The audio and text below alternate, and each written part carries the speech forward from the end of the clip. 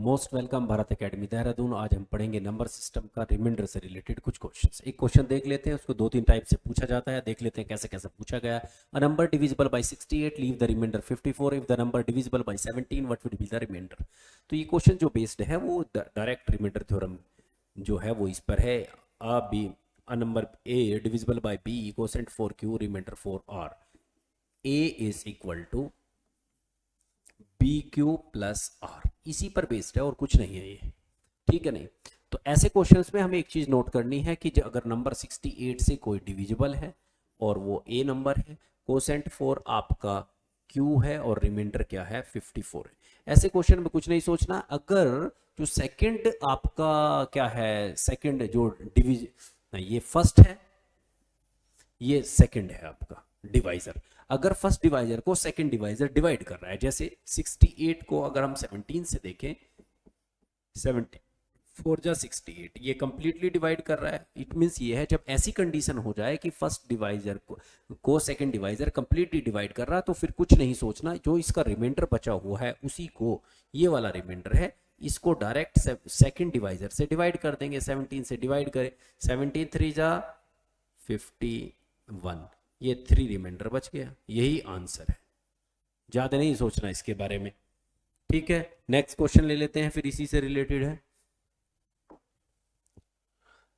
A number divisible by 68, leave the remainder 54। if the double of the number divisible by 17, what will be the remainder। अभी हमने पीछे देखा है कि जब ये हम एक नंबर को 68 से डिवाइड करते हैं, कोसेंट 4q हो जाता है, रिमाइंडर 54 आ जाता है। तो अब उसने इस नंबर को डबल करने की बात करी, यानी 2a करने की बात कर रहा है वो। बस कुछ नहीं करना, इसमें सेम केस करना है। जो आपका रिमाइंडर है उसको फिर सेकंड जो आपका डिवाइजर है उससे डिवाइड करना है। ये आ गया आपका 51, ये 3 रिमाइंडर बच गया। अब वो कह रहा है अगर डबल कर दे नंबर को डबल करने का मतलब है रिमाइंडर को ही डबल कर दे, 3 इंटू 2 6 आ जाएगा। बस इतना सा क्वेश्चन था। चले अब देख लेते हैं, तीसरे क्वेश्चन की बात कर लेते हैं। हमारा तीसरा क्वेश्चन है, a number divisible by 68, leave the remainder 54। if we square the numbers and divisible by 17, what would be the remainder। Same question है, इसमें कुछ ज्यादा ऐसा नहीं करना है। जो आप ये देखें कि ज्यादा कुछ करना है, अब जरा देख लेते हैं, ठीक है नहीं।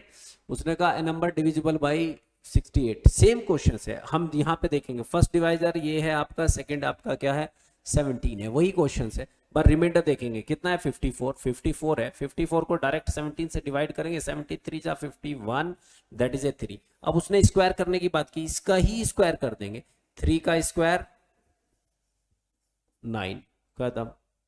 बस इतना सा क्वेश्चन था, कुछ नहीं करना इसमें। अब अगला क्वेश्चन देख लेते हैं। ये कह रहा है on dividing a certain numbers 3 4 2 we get 47 as a remainder। if the same number divisible by 18, what will be the remainder। तो ध्यान रखना, जो फर्स्ट आपका डिवाइजर है उसको सेकंड डिवाइजर डिवाइड कर रहा है तो ठीक है, क्वेश्चन सही है। अदरवाइज डिवाइड नहीं कर रहा है तो क्वेश्चन ही रोंग है। यहां पे देखेंगे 47 को डायरेक्ट डिवाइड करें 18 से, 18 2 जा 36, एक बच, यहां पे बचा 11, ठीक है। ऑप्शन में है option B direct answer. Next question देख लेते हैं। एक क्वेश्चन दिया है कि भाई इस तरीके से डिविजिबल किससे होगा। तो ऐसा क्वेश्चन जब भी आ जाए पावर में, तो सबसे छोटी पावर क्या है इसमें 3 टू दी पावर 25। तो 3 टू दी पावर 25 जो इसमें क्वेश्चन है, तो उसमें कुछ नहीं देखना।